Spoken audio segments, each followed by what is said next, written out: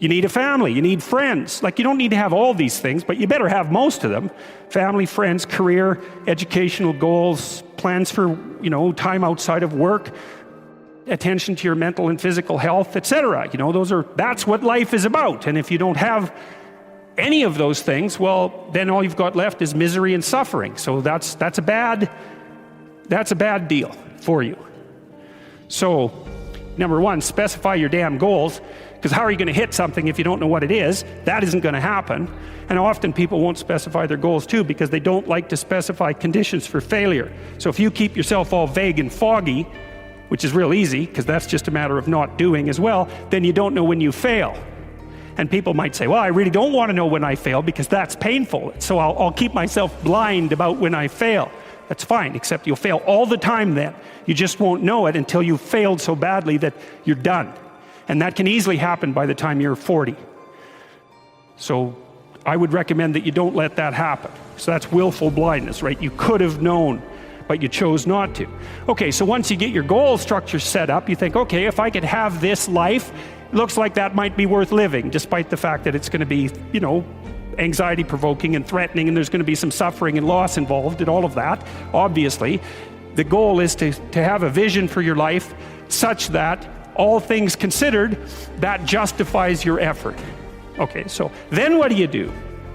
Well, then you turn down to the micro routines. It's like, okay, well, this is what I'm aiming for. How does that instantiate itself day to day, week to week, month to month? And that's where something like a schedule can be unbelievably useful. Google Calendar. It's like, make a damn schedule and stick to it. Okay, so what's the rule with a schedule? It's not a bloody prison. That's the first thing that people do wrong. They say, well, I don't like to follow a schedule.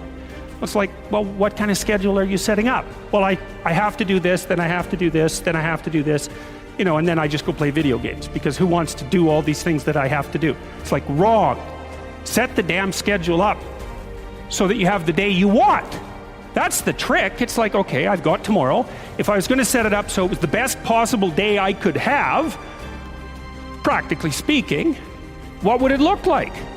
Well, then you schedule that. And obviously there's a bit of responsibility that's going to go along with that, because if you have any sense, one of the things that you're going to insist upon is that at the end of the day, you're not in worse shape than you were than at the beginning of the day, right? Because that's a stupid day. If you have a bunch of those in a row, you just dig yourself a hole and then you bury yourself in it. It's like, sorry, that's just not a good strategy. It's a bad strategy. So maybe 20% of your day has to be responsibility and obligation, or maybe it's more than that, depending on how far behind you are. But even that, you can ask yourself, okay, well, I've got these responsibilities. I have to schedule the damn things in. What's the right ratio of responsibility to reward? And you can ask yourself that, just like you'd negotiate with someone who is working for you. So I want you to work tomorrow. And you might say, okay, well, what are you going to do for me that makes it likely that I'll work for you? Well, you could ask yourself that, So maybe you do an hour of responsibility and then you play a video game for 15 minutes. I don't know, whatever turns your crank, man. But, you have to negotiate with yourself and not tyrannize yourself. Like you're negotiating with someone that you care for, that you would like to be productive and have a good life. And that's how you make the schedule. It's like, and then you look at the day and you think, well, if I had that day, that'd be good.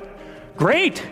And you're useless and horrible, so you'll probably only hit it with about 70% accuracy, but that beats the hell out of 0, right? And if you hit it even with 50% accuracy, another rule is, well, aim for 51% the next week, or 50.5% for God's sake, because you're going to hit that position where things start to loop back positively and spiral you upward. So that's one way that you can work on your conscientiousness, is to plan a life you'd like to have. And you do that partly by referring to social norms. That's more or less rescuing your father from the belly of the whale. But the other way you do that is by having a little conversation with yourself about, as if you don't really know who you are, because you know what you're like. You won't do what you're told. You won't do what you tell yourself to do. You must have noticed that. It's like you're a bad employee and a worse boss, and both of those work for you. You don't know what you want to do, and then when you tell yourself what to do, you don't do it anyways. But, my point is that you have to understand that you're not your own servant, so to speak. You're someone that you have to negotiate with. And you're someone that you want to present the opportunity of having a good life to. And that's hard for people, because they don't like themselves very much. They're always like cracking the whip and then procrastinating, and cracking the whip and then procrastinating. And it's like, God, it's so boring and such a pathetic way of spending your time. And you know what that's like, because you probably waste like 6 hours a day. What you do now is going to multiply its effects in the future. And you need to know what your damn time is worth. One of the things you should be asking yourself is, when you spend an hour, was that, well, would have I paid someone $50 to have had that hour? And if the answer is no, it's like, well, maybe you should do something else with your time. And it depends on whether or not you think that your time's worthwhile. But the funny thing about not assuming that is, if you assume your time isn't worthwhile, what happens is you don't just sit around sort of randomly in a state of responsibility-less bliss. What you do is you suffer existentially. And so